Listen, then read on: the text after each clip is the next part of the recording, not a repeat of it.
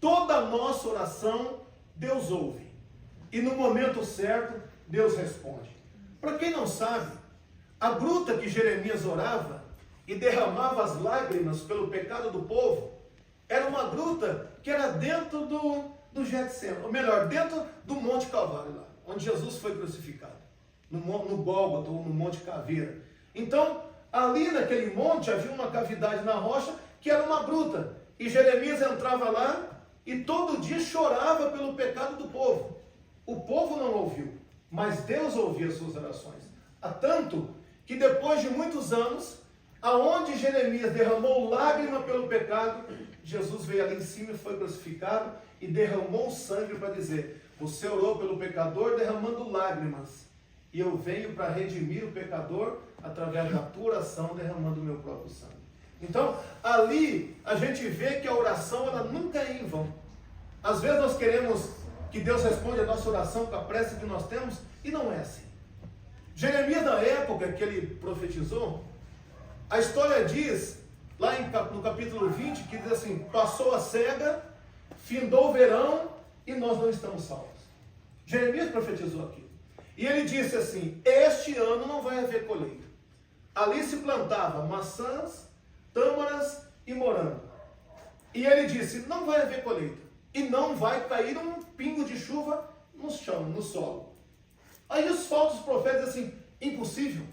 Porque nunca na agricultura deu tantas frutas tão lindas. Maçãs que nunca deram como deram agora. Tâmaras também nunca deram tão bonita como agora. E os morangos são morangos assim que enchem os nossos olhos. E Jeremias disse: o Senhor disse que não vai haver colheita. A Bíblia diz que a colheita estava pronta para ser colhida, as frutas. O céu estava fechado, enegrecido de tanta água. Mas o profeta disse: não vai haver colheita e não vai cair um pingo de água na terra. A história diz que quando chegou a hora da colheita, os homens entraram para colher, e quando ele punha a mão nas frutas, elas viravam pó. Porque Deus disse que não haveria colheita. Aí disseram: o céu nunca teve tão carregado de água como está. É impossível não chover. A chuva veio. Mas, então o profeta não falou a verdade? Só havia algo de interessante. A chuva descia do céu, molhava o ombro dos homens, mas o vapor da terra as consumia antes que os pingos de água caíssem na terra. Então, devido a tudo isso, nós vemos que Jeremias, ele era perseguido de uma forma implacável. Todo mundo queria dar cabo dele, não é? E o Senhor, quando olha para a aflição daquele homem, que vivia preso em uma praça pública, dentro de uma jaula, que comia, porque o padeiro, quando passava lá, se comovia e via a sua fome e dava-lhe um pedaço de pão. E isso simplesmente por pregar a verdade, por pregar aquilo que Deus mandava.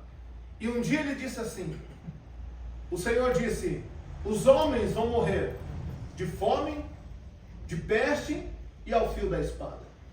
Os falsos profetas diziam: não vai haver fome, não vai haver peste e haverá paz, ninguém vai morrer ao fio da espada. E Jeremias, quando ouviu aquilo, porque eram muitos profetas contra ele, e quando ele ouviu, ele foi orar e disse: Senhor, eles estão dizendo que ninguém morre de fome, nem de peste, nem de espada. O Senhor disse: para provar que eu sou Deus na sua vida, os primeiros que vão morrer de fome, de peste, de espada, são os falsos profetas.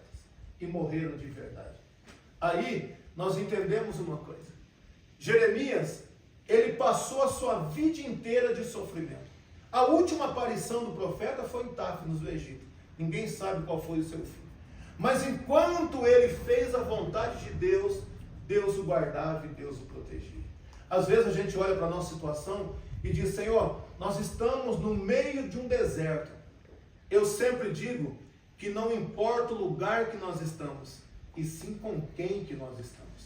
Jeremias estava na presença do Senhor. E quando ele chega no seu limite, que ele achava que o seu ministério não tinha sucesso, que ele achava que ele não era uma voz ouvida, que ele não era uma voz profética, quando ele chega no limite, ele pensa em desistir de tudo, Deus se aparece a ele e faz uma pergunta: Jeremias, eis que eu sou Deus de toda a humanidade, de todos os homens. Me mostra, Jeremias, uma coisa que é impossível para mim.